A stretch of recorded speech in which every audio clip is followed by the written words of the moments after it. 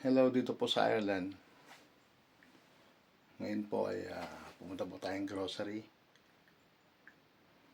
Namili po tayo ng konting rekado. Mali nakalimutan ko lang po kahapon. Nag-gross na rin po ako. Basta po tayo. Ito po ang aking munting kwarto. Magulo.